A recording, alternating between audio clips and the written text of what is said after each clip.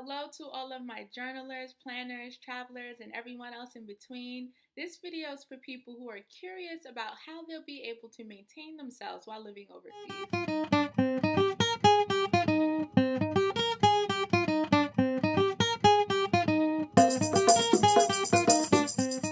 So, first things first, I'm going to make a very general statement that might ruffle some emotions right now, but it needs to be said.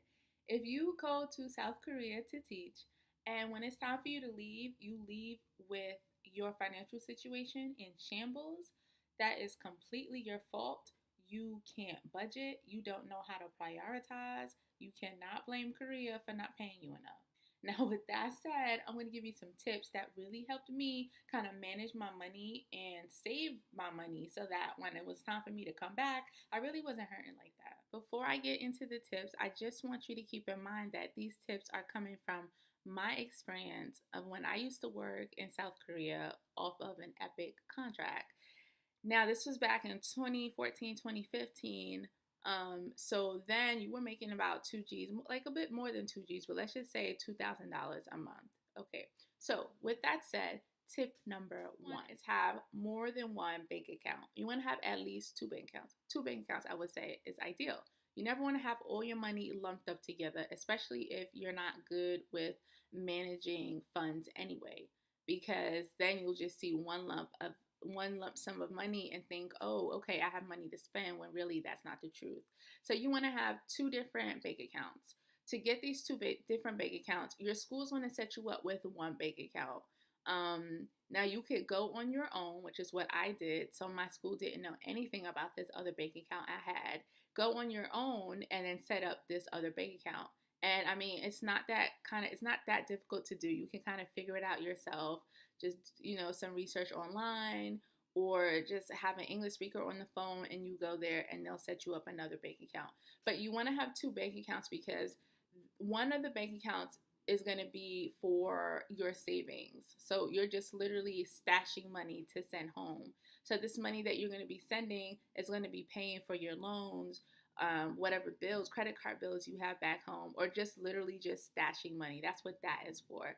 Your other account is going to be like your play account. And that account is what you're going to use to pay for your vacations, to buy groceries, to pay your electricity, your water bill, your phone bill, whatever in Korea. So you want to have two different accounts. One, so that you can clearly see how much progress you're making, saving money and sending it home. And then the other one, so you can clearly see how much money you have available to play with. And something to know is that the bank, you can only have one bank to send money home, right? So you can't choose one bank and then decide to change your mind and have another bank and have that bank designated to send money home. You can only choose one and you have to stick with it. So you want to make sure that the money that you're putting into your account for savings, that's the bank that is designated to send money home. Because if it's the other way around, that might mess you up a little bit. Now, my second and final tip is to divide the money right down the middle as soon as you get it. And this is what I mean. Again, when you are living in South Korea, you're not paying rent. If you are paying your rent, your school, they're giving you extra money to be able to do so. So you want to automatically split the money down the middle, mentally and physically. So let's say you're making $2,000. Mentally, you're going to think, I'm only making $1,000. And that other 1,000 you're going to put into your savings account.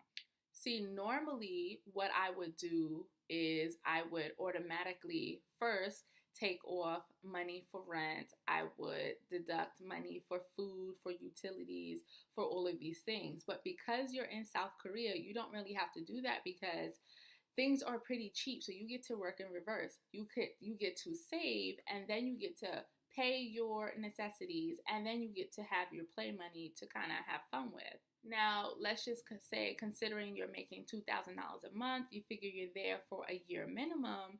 When you hear stories of people saying like, "Oh, I saved $12,000 a year when I was overseas in South Korea or wherever," like this is how they're doing it. When you get your money, you split it down the middle and you save half. Now, of course, if you're more diligent and you are more strong-willed, you can definitely save more than that. There have been months where I had to save more than $1,000, and I'll get into that later, but you can definitely do that. Now, if you're eating out every day, if you're going out for coffee all the time, if you're going clubbing, especially if you have to pay for transportation to go to these other cities to go where the clubs are at, then yeah, you're not going to be able to save all of this money because you're doing all of these things all the time, every day, every weekend. So I understand that you want to have a good time and party it up while you're overseas, but you can find a fair balance. Now, when it comes to finding a fair balance and making sacrifices, this is what I mean.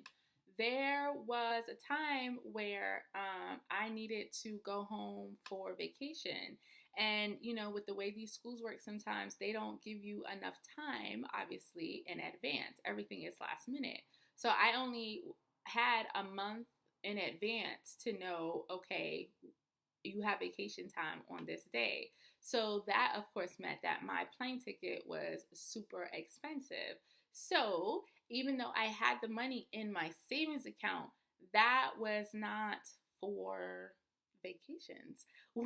my plane money was for vacations. So I needed to take the month, and I had to be on a ramen noodle diet just to make up the money to be able to pay for the plane ticket and spending money, even though I technically had it. But again, my priority was savings. And the same thing could be for you. If your priorities are number one, saving money and making sure that when you come back to the States you're comfortable, then everything else will fall into place. All right, so those are my tips. Yeah, they're only two, but I mean, they're really beneficial. And the thing about them is that they might seem very easy or common sense, but it relies a lot on self-discipline. And many people might not have that. So it's a good thing to try to get that into your mind now if you are about to go to South Korea, what and how you should encounter this and how you should move if you want to make sure that you're going to be financially comfortable when you come back.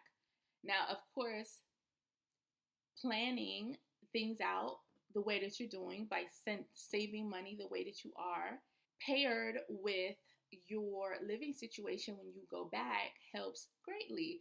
I lived at home, so not being able to spend lots of money on rent and then coming back to the money I saved helped. If you will be paying rent somewhere, you know, that will play into things a bit differently, but it'll still help in the long run if you plan, and this is helping you plan to meet those types of goals so that you're comfortable when you come back.